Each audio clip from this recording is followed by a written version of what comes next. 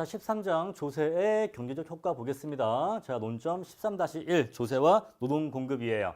자, 1번 원점에 대해 볼록한 물차별 곡선을 가진 소비자 A는 열등제인 X, 열등제라고 하네요. 정상제인 Y.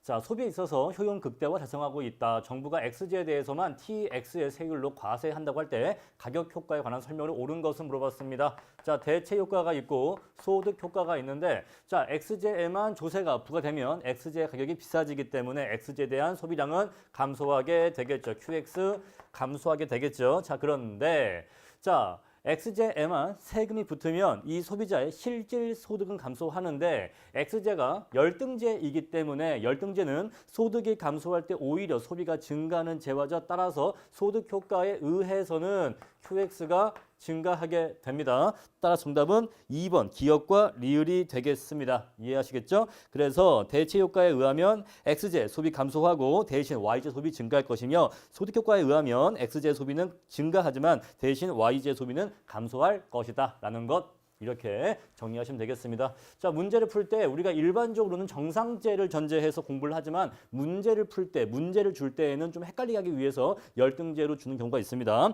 자, 문제 2번 볼게요. 근로소득세가 노동공급에 미치는 영향에 대한 다음 설명 중 옳지 않은 것 물어봤습니다. 자, 비례적인 근로세가 부과될 때 소득 효과와 대체 효과는 서로 반대 방향이다. 한번 해볼까요? 자, 대체 효과가 있을 것이고 다음에 소득 효과가 있을 것인데 여가가 정상제인지 아닌지는 나와 있지가 않습니다. 자, 나와 있지 않을 때는 그냥 정상제라고 하고 푸시면 돼요. 자, 대체 효과에 의하면 세금이 부과되면 임금이 작아지기 때문에 노동 공급이 감소하게 되겠죠. 일하기 싫어진다 이 얘기입니다. 하지만 자, 나의 소득이 감소하기 때문에 오히려 내가 가난해졌으니까 일을 더 해야겠어 라는 소득 효과 때문에 노동 공급은 증가하게 돼요. 언제? 여가가 정상제일 때, 여가가 정상제일 때 일단 이렇게 전제하고 풀겠습니다. 자, 서로 방향이 반대 방향인 거 맞아요. 그죠? 2번 근로세 부과 시 노동공급이 변하지 않거나 오히려 증가한다면 자, 변하지 않거나 이거 무슨 얘기죠? 이 양자의 크기가 일치한다 이 얘기입니다. 방향은 반대인데 크기가 똑같으면 노동 공급은 결국 변하지 않겠죠. 그런 경우를 얘기하고 있고요. 자, 오히려 증가한다. 이 얘기는요. 소득 효과가 대체 효과를 압도한다. 이 얘기겠죠. 자, 이러한 경우에는 사회적 잉여의 손실은 발생하지 않는다. 요건 틀린 표현이에요. 왜냐하면 자, 초과 부담이 생기지 않는다. 이 얘기인데 초과 부담의 발생 이유는 대체 효과의 존재, 대체 효과의 존재로 인해서 발생하는 것이지 대체 효과의 크기에 의해서 발생 여부가 결정되는 건 아니에요. 다만 대체 효과가 있으면 초과 부담 있는 겁니다. 따라서 대체 효과 존재하죠. 작다 하더라도 존재하죠. 따라서 초과 부담 반드시 있어요. 따라서 2번이 틀린 표현 되겠습니다. 다음에 질문 3번 볼게요. 자, 누진적인 근로세가 부과될 경우에 대한 분석 방법은 비례적인 근로세와 크게 다르지 않다. 자, 분석 방법 자체는 다르지 않은데 다만 어떤 차이가 있죠? 누진세의 경우에는 대체 효과의 크기가 좀 더 커진다는 차이점이 있습니다. 자, 4번 근로세가 노동 공급에 미치는 영향을 분석하기 위한 일반적인 방법으로는 이런 게 있다. 한번 읽어보세요. 5번 소득세율이 상승할 때 이 말은 곧 실질 임금이 하락할 때 이 얘기겠죠? 자, 노동 공급이 어떻게 변하는지는 가격 소비 곡선을 그려봄으로써 고찰할 수 있다. 자, 가격 소비 곡선이나 우리가 저기 앞에서 기초경제학 공부할 때 배웠던 건데 PCC 곡선이라고 합니다. 자, 어떤 재화의 가격이 변화해 감에 따라 그 재화의 소비량이 어떻게 변화해 가는지를 그 궤적을 따라 그린 곡선을 PCC 커브라고 하는데 자, 우리를 이렇게 그릴 수가 있어요. 자, 원래 시간당 임금이 W2였을 때는 이렇게 예산선이 있었는데 여기 시점에서 최적의 노동 공급을 하고 있었습니다. 그런데 소득세율이 부과돼서 소득세가 부과되거나 소득세율이 인상되는 경우에는 점차 차차 예산선이 이렇게 아래로 내려가게 되겠죠. W2에서 W1으로 W0로 이렇게 차차 내려가게 되겠죠. 자, 임금이 변하는 것, 세율의 증가로 인해서 임금이 W2에서 W1으로 W0로 이런 식으로 임금이 변화하는 것은 임금은 노동의 가격이기 때문에 즉 노동이라고 하는 재화의 가격이 변화하고 있는 것으로 해석할 수가 있어요. 그렇죠? 자, 노동이라고 하는 것의 가격인 임금이 이렇게 변화했었을 때 노동 공급량이 여기에서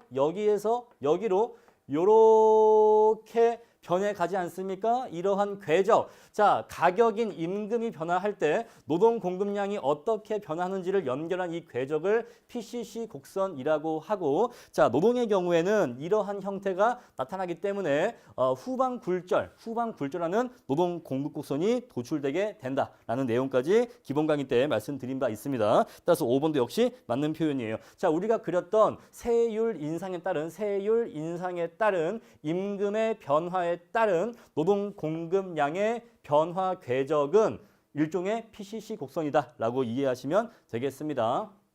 3번, 여가와 소득 간의 선택 모형에서 조세가 개인의 노동 공급 의사 결정에 미치는 영향에 관한 설명으로 옳은 것 물어봤습니다. 자, 비례적인 근로 소득세율의 인상은 여가의 가격을 상승시킨다. 자, 임금이 하락하게 되겠죠. 조세가 부과되면, 세율이 인상되면 근로자의 임금이 하락하는 효과를 갖게 됩니다. 그 말은요, 나의 시간의 기회비용이 저렴해지기 때문에 여가의 가치가 하락하게 됩니다. 1번은 틀렸어요. 자, 여러분 이런 거죠.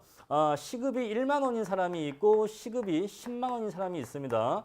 자, 시급이 1만 원인 사람이 1시간 여가를 보낼 때 일을 하지 않고 나 그냥 놀래 라고 했었을 때 이 사람이 포기하는 기회비용의 가치, 즉 여가의 가치는 10,000원만 포기하면 되지만 이 사람은요 무려 10만 원을 포기해야 돼요. 따라서 임금이 높은 사람일수록 여가를 보내기가 어려워지는 겁니다. 왜 그러죠? 여가가 비싸지니까 자신의 시간의 가치가 비싸기 때문에 여가의 가치도 비싼 겁니다. 그런데 자, 근로소득세율이 인상되어서 임금률이 내려가게 되면 여가의 가치가 내려가게 되는 거예요. 1번 틀렸고요. 2번, 근로소득세를 인상하면 역시 똑같죠. 임금이 하락하면 이 말과 동의어입니다. 소득효과는 노동공급을 증가시키는 반면에 여기 여가는 정상제라고 주고 있죠. 맞는 표현입니다. 자, 대체효과는 감소시킨다. 2번 맞는 표현이에요. 자, 3번에 2번이 맞는 표현이고 1번은 틀린 표현입니다. 3번 볼게요.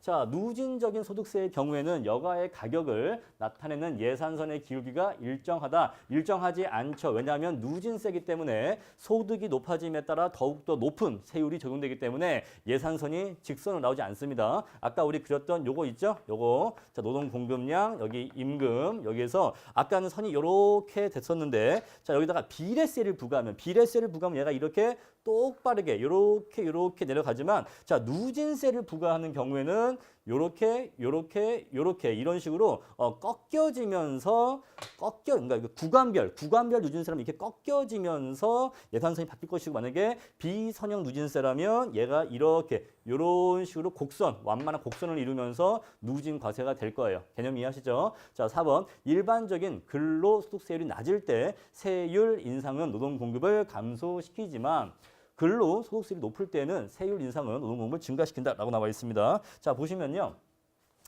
대체 효과가 있고 소득 효과가 있겠죠. 아까 여가는 정상제라 했으니까 자, 대체 효과에 의해서 근로소득세율이 인상되었을 때 세율 인상은 나와 있죠. 세율이 인상된다 이 말은요. 임금이 하락한다는 말과 같은 말입니다. 임금이 하락한다. 이 경우에 노동 공급은 감소할 것이고요. 소득 효과에 의하면 노동 공급은 증가하게 될 것입니다. 자, 그런데 세율이 낮았을 때는 한계 세율이 낮기 때문에 대체 효과의 크기가 작아요. 자, 세율이 낮을 때는 대체 효과의 크기가 작습니다. 따라서 얘가 작다면 얘랑 얘를 합쳤을 때 노동 공급이 증가하게 되겠죠. 그죠? 얘가 작다고 했으니까. 근데 반면에 근로소득세율이 높을 때에는 다른 말로 대체 효과가 클 때에는 얘랑 더했을 때 얘가 더 커지기 때문에 전체 합은 감소하게 될 겁니다. 그래서 4번은 정반대 서술인 거예요. 개념 이해하시겠죠? 자, 이 문제의 포인트는 이겁니다. 자, 근로소득세율이 낮을 때란 얘기는 대체 효과의 크기가 작을 때란 얘기예요. 대체 효과의 크기가 작을 때. 왜? 한계 세율이 낮을 때란 얘기니까. 하지만 근로소득세율이 높을 때란 얘기는 대체 효과의 크기가 클 때란 뜻입니다. 이렇게 해석해 주셔야 돼요. 자, 5번 보겠습니다. 세율 인상의 효과는 임금률 상승의 효과와 똑같지가 않고 세율 인상은 임금률 하락의 효과와 동일하게 됩니다. 자, 이렇게 해서 3번 문제까지 풀었고요. 4번 보겠습니다. 근로소득세가 노동공급에 미치는 영향에 관한 설명으로 옳지 않은 것 물어봤습니다. 자, 비례적인 근로세가 부과될 때 여가가 정상제라면 대체효과 노동공급 감소, 소득효과 노동공급 증가. 맞아요. 오케이. 자, 여가가 열등제일 때 근로세 대체 효과가 소득 효과보다 더 커서 노동 공급이 증가한다. 틀렸습니다. 둘 다 감소해요. 대체 효과는 원래 감소하고 여가가 열등제일 때는 소득 효과까지도 노동 공급이 감소하기 때문에 반드시 노동 공급이 감소하게 되어 있습니다. 따라서 답이 4번에 2번이 틀린 표현이 되겠네요. 다음에 3번 보실게요. 자, 미치는 영향을 분석하는 방법은 이런 방법이 있다. 아까 나왔던 2번 문제의 4번 지문과 동일한 지문이 또 나왔습니다. 자, 4번 여가가 정상제일 때 대체 효과가 소득 효과에 의해 거의 상쇄되면 둘이 거의 똑같아 버리면 얘는 감소, 얘는 증가겠죠. 왜? 여가가 정상제니까. 근데 이 둘이 거의 같아 버리면 상쇄되어서 노동 공급 곡선은 수직선에 가까운 형태를 보이게 되겠죠. 오케이. 하지만 이 경우에도 대체 효과가 존재하기 때문에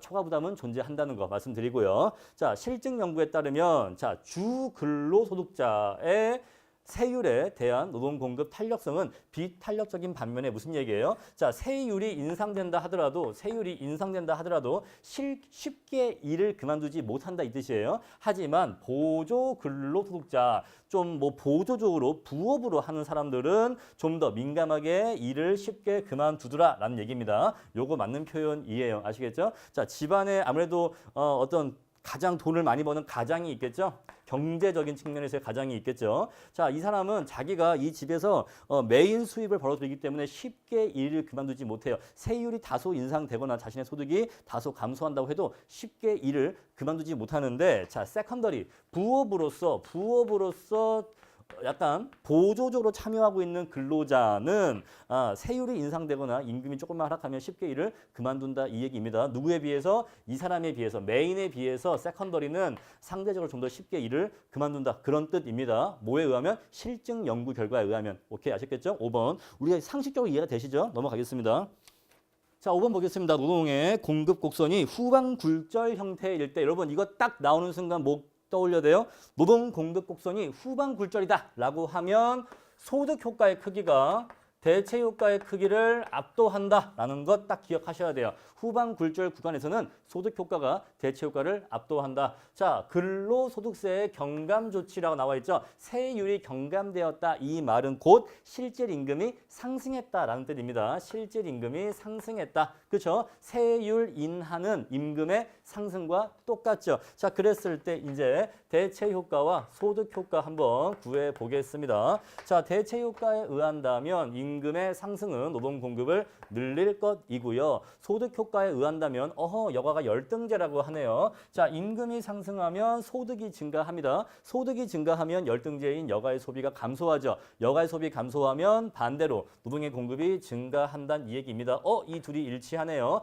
그렇습니다. 여가가 열등제일 때는 항상 대체 효과와 소득 효과의 방향이 일치하게 됩니다. 자, 그런데 둘 중에 뭐가 크대요? 얘가 더 크대요. 근데 어쨌거나 둘이 방향이 똑같기 때문에 결국 양자의 합은 무조건 노동이 증가하게 되겠죠. 자, 여러분 우리가 대체 효과와 소득 효과의 합을 구하잖아요. 그죠? 합을 구할 때 누가 더 크냐가 중요한 경우는 둘의 방향이 달랐을 때가 중요한 거지 둘의 방향이 같았을 때는 누가 더 크냐가 중요한 건 아니에요. 어차피 방향이 바뀌지 않기 때문에 지금 이 경우에는 둘 다 노동 공급이 증가하기 때문에 누가 더 크든지와 관계없이 무조건 노동 공급은 증가하게 될 겁니다. 따라서 이 문제가 지금 5번 문제죠. 5번 문제니까 정답은 5번이 됩니다. 소득 효과와 대체 효과 모두 노동 공급이 증가하는 방향으로 무조건 작용한다. 왜? 둘 다 무조건 상승할 테니까. 이해하셨겠죠? 근데 만약에 이 문제가 정상제라면 여가가 정상제다라고 해볼게요. 한번 바꿔볼게요. 여가를 정상제로 바꿨다면 소득 효과의 방향이 바뀌겠죠. 소득 효과의 방향이 바뀌게 될 겁니다. 바뀌게 될 거예요. 자, 그런데 대소가 얘가 더 크대요. 얘가 더 크다? 그럼 이 둘이 더하면 노동 공급은 감소하는 방향으로 작용하게 되겠죠. 자, 이렇게 바뀔 수 있습니다. 하지만 이 문제는 대체 효과와 소득 효과의 방향이 같기 때문에 이때는 대소가 중요하지가 않은 문제가 돼버린 거예요. 아시겠죠? 자, 이렇게 5번 풀었습니다. 자, 6번 보겠습니다. 정부가 세수 증대를 목적으로 비과세인 금융상품의 일부를 과세 대상으로 전환하였다. 무슨 얘기예요? 전에는 세금을 매기지 않았던 금융상품에다가 이제는 세금을 매기겠다 이 얘기입니다. 어디에다가? 금융상품에다가. 자, 이 저축이 해당 금융상품을 보유하고 있는 개인의 노동 공급에 미치는 효과에 관한 설명으로 옳은 것 물어봤습니다. 자, 여러분 궁금한 게 있어요. 자, 나라에서 어떤 노동자가 소득이 지금 두 가지가 있는 거죠. 하나는 뭐가 있으면 하나는 자신의 근로소득이 있고 또 하나는 금융소득이 있는 겁니다. 은행에 저축을 해서 그 저축에서 예금이 나오는 걸로 생각할 수가 있을 텐데 자 이렇게 금융상품에다가 세금을 매겨버리면 이 사람의 임금률 W는 변동합니까? 변동하지 않습니까? 전혀 변동하지 않죠. 이해하시겠습니까? 자, 노동자의 금융소득에 대해서 과세하는 경우는 그 근로자의 근로소득에 대한 시간당 임금률에는 전혀 영향을 미치지 못한다는 겁니다. 시간당 임금률은 전혀 바뀌지가 않아요. 그 말은 곧 뭐를 의미한다? 얘가 불변이다 라고 하는 것은 무슨 말이다? 대체 효과가 없다는 걸 의미합니다. 대체 효과가 없다는 걸 의미해요. 오로지 뭐만 존재한다? only 처음 영어 쓰네요. 소득 효과만 존재한다 이 얘기입니다. 오로지 소득 효과만 존재한다. 자, 노동자가 자신의 예금에 대한 이자에 대해서 이자 수익에 대해서 나라에서 세금을 떼가면 나의 금융 수입이 감소하죠. 따라서 나의 소득이 감소하는 효과가 발생합니다. 하지만 나의 임금률, 시간당 임금률은 바뀌지 않기 때문에 대체 효과는 존재하지 않는다 이 얘기예요. 따라서 여기 지금 지문에서 대체 효과 나오는 지문은 다 틀린 소리예요. 다 틀린 소리입니다. 왜? 대체 효과 없기 때문에 그래요. 자, 그런데 지금 여가가 정상제라고 했습니다. 자, 그러면 이제 이 사람의 소득은 증가했어요? 감소했어요? 감소했죠. 소득이 감소했습니다. 소득이 감소하면 자, 여가는 정상제니까 여가에 대한 소비가 감소하게 되겠죠. 그러면요, 노동 공급은 증가하게 되겠죠. 정답은 그래서 5번인 거예요. 5번. 소득 효과는 노동 공급을 증가시킨다. 틀렸네요. 그죠? 옳은 것이니까 옳은 것 감소시킨다 틀린 표현이고 5번 틀렸고 1번이 맞는 표현이네. 그죠? 노동 공급이 증가한다. 그 말은 여가가 감소한다. 이 말 같은 말이니까 혼동했습니다. 오케이. 다음은 그래서 1번이고요. 4번 볼까요? 비과세 금융상품에 대한 신규 과세로 임금률은 변하지 않는다고 말씀드렸습니다. 그래서 대체 효과 없다고 말씀드린 거예요. 아시겠죠? 자, 이게 중요한 포인트예요. 자, 우리는 항상 뭐가 문제냐면 나라에서 세금 부과했다라고 하면 오호 대체 효과 소득 효과 바로 딱 떠올리는데 이건 지금 노동소득에 대한 과세가 아닙니다. 아시겠죠? 노동소득에 대한 과세가 아니기 때문에 대체 효과는 발생하지 않아요. 그걸 항상 유념해 주세요. 아마 이 뒤에 요거 유사한 문제가 한 번 더 나오게 될 겁니다. 자, 6번 해결했고요. 자, 7번. 우리나라는 근로소득세 최고 세율을 35%에서 38%로 인상하였다. 이때 발생할 수 있는 변화에 관한 설명으로 옳지 않은 것 물어봤습니다. 단 여가는 정상제이다. 자, 이렇게 주는 문제가 정상인 겁니다. 여가가 정상제인지 아닌지를 명확하게 줘야지만 문제 풀 때 혼동이 없어요. 1번. 소득 효과와 대체 효과가 정확하게 상쇄된다면 노동 공급은 불변이다. 자, 세율 인상은 임금 하락과 동일하고 자, 이것은 대체 효과와 소득 효과로 구분되는데 자, 대체 효과에 의하면 노동 공급은 감소할 것이고 소득 효과에 의하면 노동 공급은 증가하게 될 것입니다. 자, 근데 이 둘이 크기가 같아 버리면 노동 공급은 불변이겠죠. 1번 맞고요. 2번 세율 인상으로 인한 소득 효과가 대체 효과보다 크다면 얘가 더 크다면 양자의 합은 노동 공급은 증가하게 되겠죠. 노동 공급은 증가하게 되겠죠. 자, 오케이. 자, 그런데 고소득층의 노동 공급이 감소한다. 2번 틀렸죠. 틀렸습니다. 고소득층은 이 효과가 더 커지기 때문에 노동 공급이 더욱더 증가하게 되겠죠. 7번에 2번은 틀린 표현이고요. 오케이. 자, 3번 볼게요. 자, 노동 공급 곡선이 후반 굴절되는 구간에서는 세율 인상으로 노동 공급이 증가한다. 자, 이게 굉장히 중요한 표현인데 후반 굴절 구간에서는 세율이 인상되면 근로소득세율이 인상되면 오히려 여기 중요한 표현 오히려라고 적어주세요. 오히려 노동 공급이 증가하게 됩니다. 우리 앞에서 한번 다루었던 내용입니다. 자, 그래서 오히려 노동 공급이 증가하기 때문에 자, 조세가 부과되었을 때 그 조세를 피하려면 어떻게 해야 돼요? 경제 행위를 축소시켜야 돼. 그런데 세금이 부과됐는데 오히려 노동 공급이 증가해 버리니까 어떤 문제가 생겨요? 노동자에게 세금이 조세가 100% 이상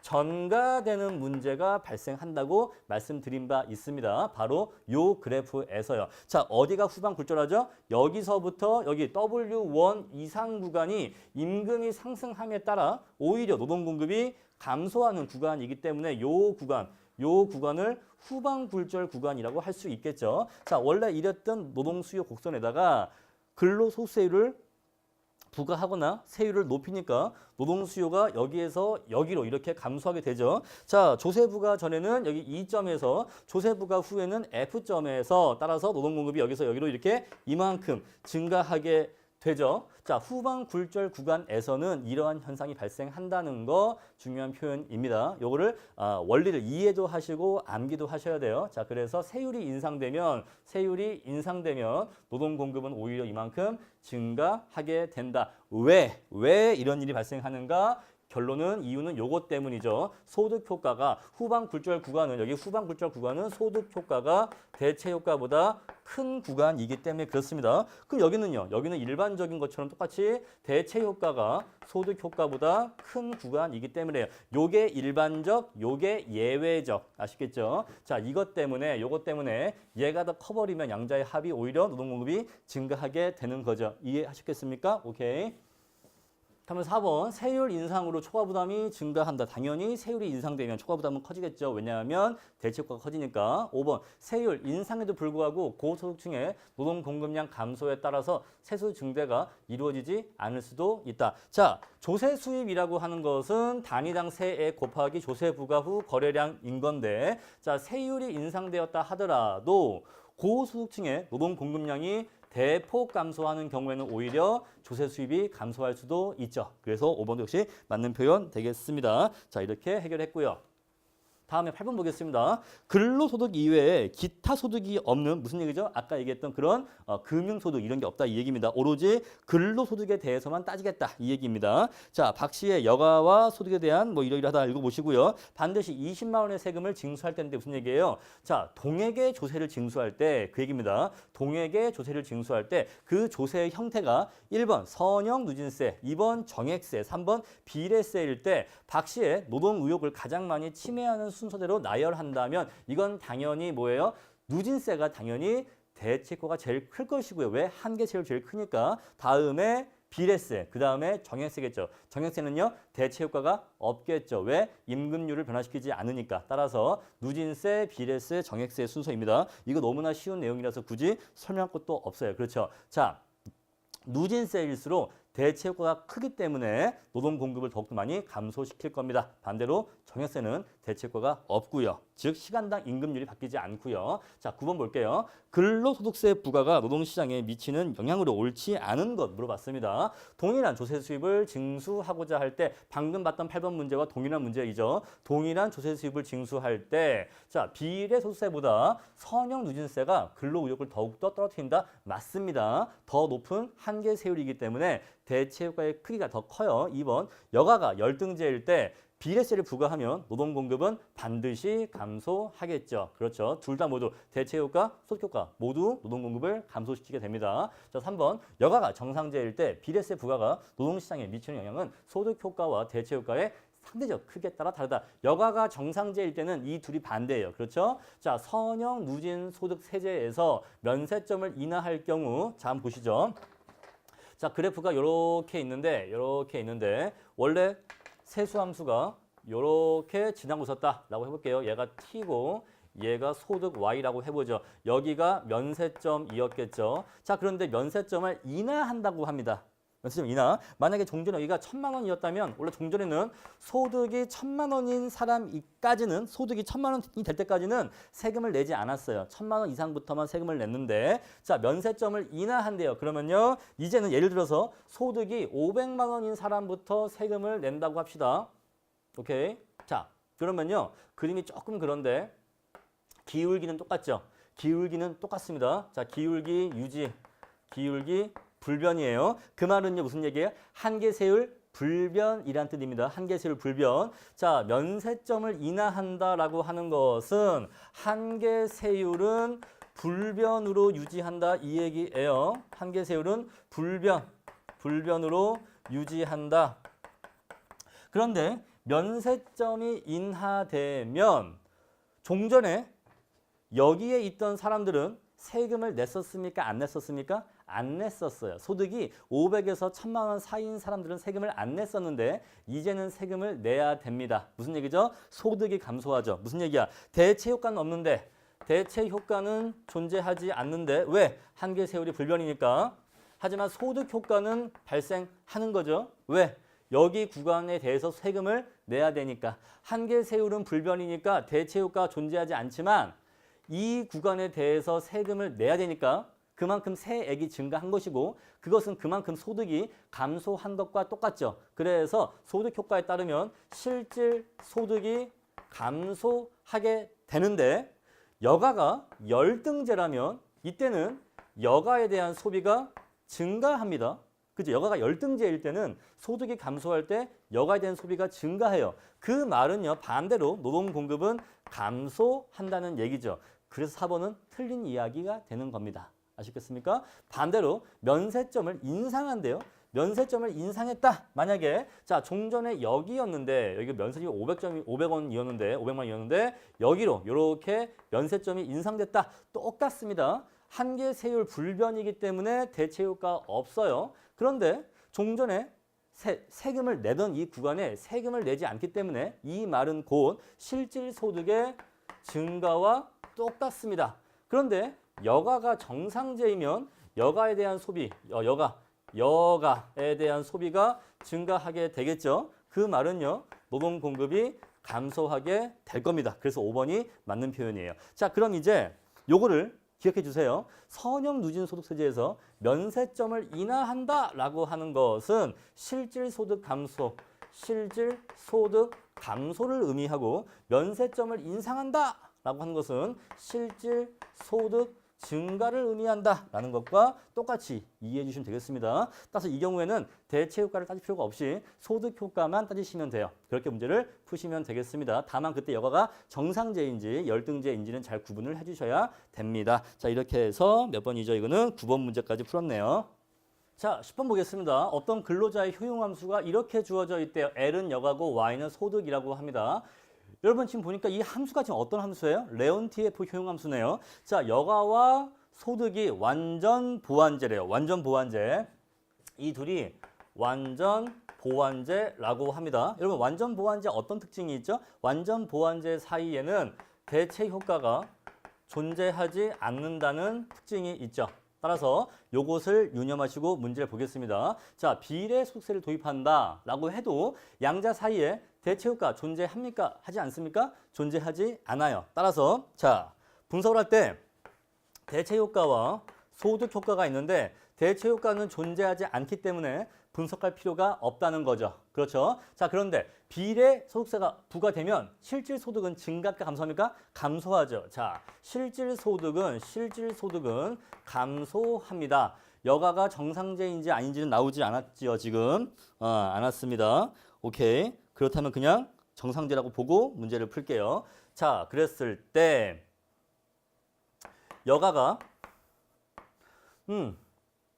소득 감소하니까 여가에 대한 소비는 감소하게 되겠죠. 따라서 노동공급은 증가하게 됩니다. 자, 그랬을 때 사실은 여가가 정상제인지 열등제인지 관계없이 오로지 뭐에 의해서만 소득 효과에 의해서만 노동 공급이 결정되게 될 거예요. 자, 옳은 거 물어봤습니다. 5번 질문 보시면요. 세수 중립 하에서 소득세의 형태에 관계없이 노동 공급은 같을 것이다. 자, 비례 소득세를 부과하건 선형 누진세를 부과하건 어차피 대체 효과가 없기 때문에 그죠? 자, 어떠한 형태 누진세를 부과하건 비례세를 부과하건 간에 어차피 대체 효과가 없기 때문에 오로지 소득 효과만 따지면 되는데 동일한 금액을 조세로 징수하기 때문에 그죠? 세수 중립하에서 이 말은 동일한 금액을 세금으로 징수한다고 할 때 세금 징수를 비례세로 하던 누진세로 하던 간에 대체 효과가 없기 때문에 소득 효과의 크기는 똑같다. 따라서 소득 효과에 의해서만 결정될 것이다. 5번이 맞는 표현 됩니다. 자, 5번의 표현대로 라면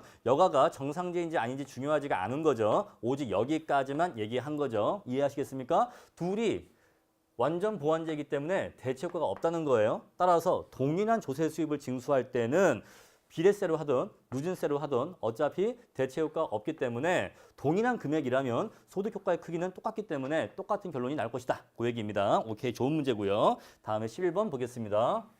자, 11번 하루 24시간 중에서 노동과 여가의 선택에 직면한 근로자의 시간당 임금은 W라고 한다. 세율 TW에 근로세가 부과될 때 다음 중 옳지 않은 것 물어봤습니다. 자, 세후 세금을 내고 난 순임금률은 이렇게 1 빼기 T로 받게 되겠죠. 옳고요. 옳지 않은 거니까 1번은 옳습니다. 2번 세금 부과 전 예산서는 이렇다라고 하는데 요 식이 조금 보기 어렵죠? 요 식을 이렇게 바꿀 수가 있습니다. 얘를 W로 묶어주면 24 빼기 H예요. 자, 24는 하루에 주어진 시간, H는 무엇입니까? 여가 시간이죠. H 여가 시간이니까. 자, 하루 24시간 중에서 여가 시간을 빼고 남은 시간 뭐예요? 근로 시간이죠. 자, 근로 시간 동안 일을 한 다음에 그 근로 시간 곱하기 시간당 임금률 하면 그 사람의 소득이 나오게 되겠죠. 이거 맞는 예산선 되겠습니다. 자, 3번 세금 부과 후 예산선은 W가 전부 다 1 빼기 T의 W로 바뀌어야 되기 때문에 1 빼기 T의 W, 1 빼기 T의 W로 바뀌면 되는 건 맞는데 이 앞에 부호가 플러스였는데 얘가 마이너스로 바뀌었어요.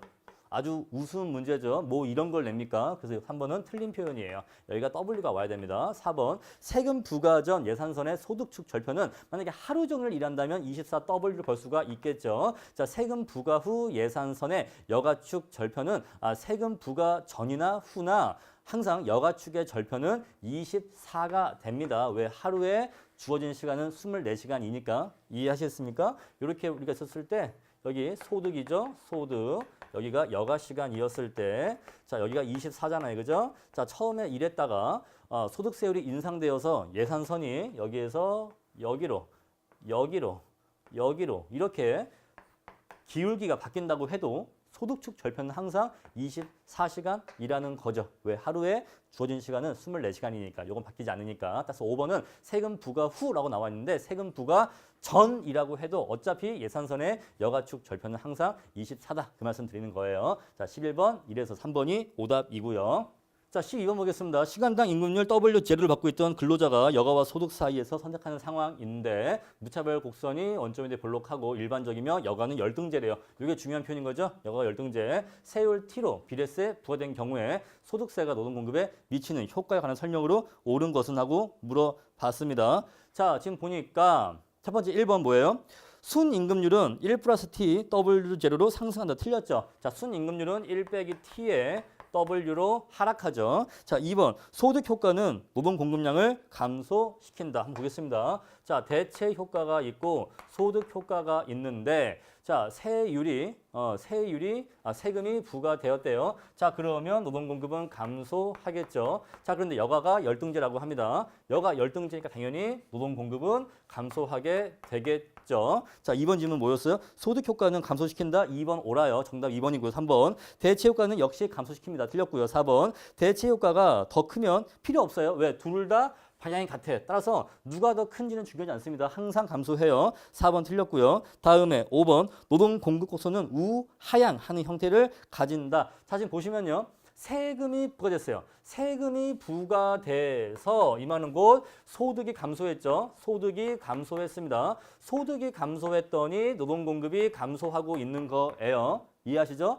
세금이 부과되었다. 그 말은 소득이 감소했다. 이 말과 같은 말이죠. 자, 소득 감소하니까 노동 공급이 감소했어요. 이 관계를 양자의 관계를 그래프로 한번 옮겨보겠습니다. 얘가 L이고요. 얘가 W예요. 자, 소득이 감소할 때 노동 공급도 감소합니다. 그러려면요. 그래프가 이렇게 우상향하는 형태로 그려져야 됩니다. 그래야지만 임금이 하락할 때 노동 공급도 감소하게 돼요. 근데 이걸 반대로 얘기하면 임금이 상승할 때는 노동 공급은 반대로 상승한다 이 얘기거든요. 따라서 자, 임금이 상승할 때 노동 공급은 상승한다가 되려면 역시 우상향하는 형태가 되어야 됩니다. 따라서 5번은 틀린 표현인 거예요. 아시겠죠? 지금 이 내용을 토대로 그래프를 그려보니까 노동 공급 곡선은 임금에 비례하는 형태로 우상향 형태로 그려지게 됩니다. 내용 이해하셨겠죠? 넘어가겠습니다.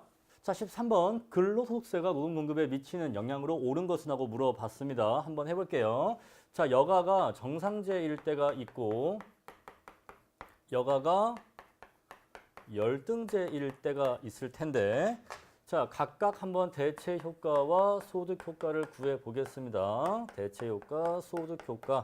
당연히 노동 공급은 항상 대체 효과에 의한다면 감소할 것이고요. 소득 효과에 의한다면 노동 공급은 증가할 것이고 정상제일 때, 열등제일 때는 노동 공급이 감소하게 되겠죠. 이 둘이 일치해서 감소하게 될 겁니다. 자, 이제 질문 볼게요. 자, 정상제일 때 비례세 부과로 인해서 대체 효과가 소득 효과보다 크다면, 얘가 더 크다면 노동 공급은 감소하게 되겠죠. 1번 틀렸고요. 자, 2번 여가가 정상제일 때 비례세와 동일한 조세 수입을 안겨주는 비왜곡적인 정액세를 부과하는 경우에는 여러분 이걸 아셔야 됩니다. 자, 비례세를 부과하는 경우에는 시간당 임금률이 W에서 어떻게 바뀌죠? W에서 1 빼기 T의 W로, 1 빼기 T의 W로 바뀌기 때문에 시간당 임금률이 변화하죠. 따라서 대체 효과와 소득 효과가 모두 존재합니다. 그런데 동일한 조세 수입을 주는 정액세로 바꾸는 경우에는 정액세는 시간당 임금률을 바꾸지 않기 때문에 뭐만 존재한다? 소득 효과만 존재한다라는 차이가 있어요. 자, 정액세는 소득 효과만 존재한다라는 거 요거를 꼭 기억해 주세요. 자, 그랬을 때 노동 공급에 미치는 효과는 동일하다. 자, 여가 정상제일 때 비례세를 부과하면 양자의 상대적 크기에 의해서 노동 공급이 증가할 수도 있고 감소할 수도 있습니다. 그렇죠? 그런데 정액세만 부과하는 경우에는 소득 효과만 존재하기 때문에 노동 공급은 반드시 증가해요. 따라서 양자의 효과는 똑같다고 말할 수가 없습니다. 이해하셨겠죠? 자, 3번 보겠습니다.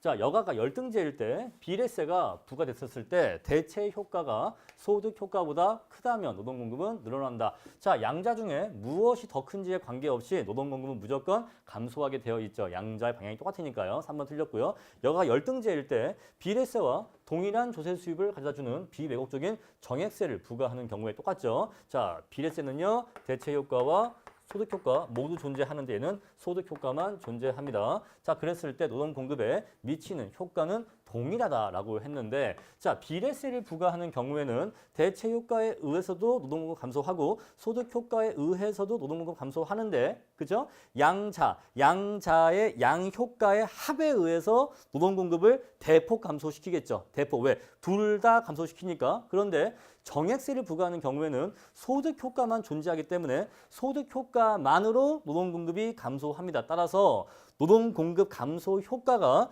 비례세인 경우에 더 크다고 말할 수가 있는 거죠. 이해하시겠습니까? 요걸 이렇게 이해해 보세요. 우리가 뭔가를 밀 때 두 팔로 밀 때가 있고 한 팔로만 밀 때가 있습니다. 그럼 당연히 두 팔로 밀 때가 더 힘이 세겠죠. 자, 둘 다 대체 효과, 소득 효과 둘 다 노동 공급을 감소시킬 때하고 소득 효과에 의해서만 노동 공급을 감소시킬 때 비교하면 당연히 얘가 더 힘이 약하다고요. 노동 공급을 더 적게 감소시킨다 이 얘기입니다. 따라서 양자의 효과는 동일하지 않다 이 얘기입니다. 자, 방향은 똑같은데 힘의 크기가 다르다 이 얘기입니다. 4번 틀렸어요. 동일하지 않아요. 5번 여가가 열등제일 때 비왜곡적인 정액세를 부과하는 경우에는 소득 효과만 존재하고요. 노동 공급은 감소하죠. 이게 정답입니다. 그래서 5번이 정답이 되겠습니다. 자, 14번 근로세 부과가 노동시장에 미치는 효과에 관한 설명으로 옳은 것 물어봤습니다. 여가가 정상제일 경우에는 임금 변화에 따른 소득 효과가 대체 효과보다 크면 노동 공급은 자, 얘가 얘보다 크다면 후방 굴절이 되겠죠. 아까 말씀드렸지만 후방 굴절 구간은 예외적으로 소득 효과가 대체 효과보다 더 큰 구간이기 때문에 작다면 이라는 표현은 정반대, 틀린 표현입니다. 요건 그냥 암기해 주세요. 아시겠죠? 얘가 얘보다 크면 후방 굴절 구간 나옵니다. 자, 2번 여가가 열등제일 때 비례세를 부과하면 노동 공급은 무조건 감소하죠. 왜냐하면 둘 다 대체 효과, 소득 효과 둘 다 모두 노동 공급을 감소시키기 때문에 그렇습니다. 2번이 정답이고요. 3번 보겠습니다. 여가가 정상제일 때 비례세를 부과하면 대체 효과는 노동 공급을 감소시키고요. 벌써 틀렸죠.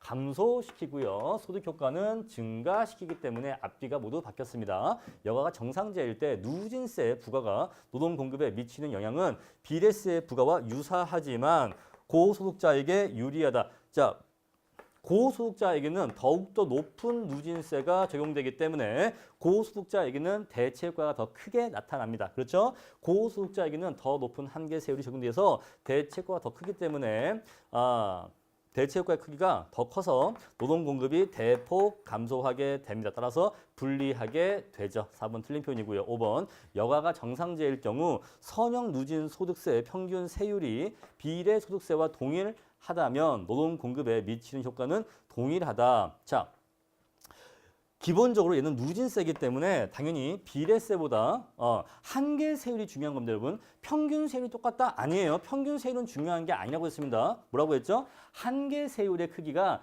대체효과의 크기를 결정한다고 했습니다. 따라서 자, 선형 누진소득세의 평균세율이 비례세와 똑같다 하더라도 이 양자의 효과는 똑같지가 않아요. 왜냐하면 한계세율이 다르니까. 얘가 한계세율이 더 크기 때문에 한계세율이 얘가 더 크기 때문에 대체 효과가 얘가 더 큽니다. 따라서 노동 공급 감소 효과가 얘가 더 큽니다. 여러분, 노동 공급에 미치는 영향 또는 초과 부담의 크기는 뭐랑 관계가 있다? 한계세율의 크기와 관계가 있다. 따라서 평균세율은 중요하지가 않은 거예요. 5번 틀린 표현입니다. 자, 15번 임금이 상승할 때 처음에는 우상향하다가 일정 임금 수준 이상에서 후방 굴절 형태를 갖는 노동 공급 곡선과 관련된 설명으로 옳은 것 물어봤습니다. 후방 굴절 구간이네요.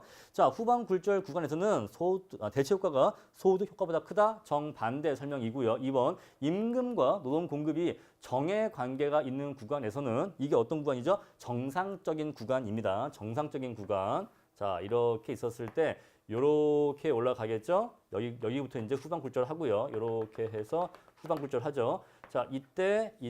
자, 보시면은 요 구간은 어때요? 임금이 상승할 때 노동 공급이 증가하는 이때는 정상적인 구간입니다. 자, 이 구간에서는 근로 소득세를 증가시키면 당연히 노동 공급이 감소하게 됩니다. 자, 한번 볼까요? 자, 만약에 기업의 노동 수요가 이러했는데 근로 소득세를 증가시키면 노동 수요가 어떻게 변화하겠죠? 얘가 이렇게 변화하게 되겠죠. 자, 종전에 노동 공급은 여기였는데 세금 부과 후에는 여기로 바뀌게 됩니다. 노동 공급이 감소하죠. 따라서 2번은 틀린 표현이 됩니다. 아시겠죠? 자, 당연히 보세요. 당연히 여러분 그래프가 아니라 하더라도 근로소득세를 증가시키면 임금이 감소하겠죠? 자, 지금 임금과 노동 공급량이 정의 관계, 즉 같이 가는 관계에 있기 때문에 임금이 하락하면 당연히 노동 공급도 감소하게 될 겁니다. 이렇게 말로도 풀 수가 있는 거예요. 어쨌거나 2번 틀렸고요. 3번 보겠습니다. 후방 굴절 구간에서 여기 구간, 여기 위에 구간에서 근로세를 증가시키면 노동 공급은 증가한다. 요거는 아까 했던 얘기죠. 그래서 노동자에게 100% 이상 조세 전가가 발생한다고 했습니다. 자, 4번. 근로소득세 과세는 초과 부담을 초래하지 않는다. 대체 효과가 있기 때문에 초과 부담이 있어요. 틀린 표현이고요. 자, 근로세 납부 후 임금률은 하락합니다. 답은 그래서 3번이에요. 요거는 외워주세요. 후방 굴절 구간은 왜 소득 효과가 대체 효과보다 크기 때문에 조세를 부과하면 오히려 노동 공급이 증가한다. 따라서 노동자에게 100% 이상 조세가 전가된다. 기억해 주시면 되겠습니다. 자, 논점 13-1 마치고요.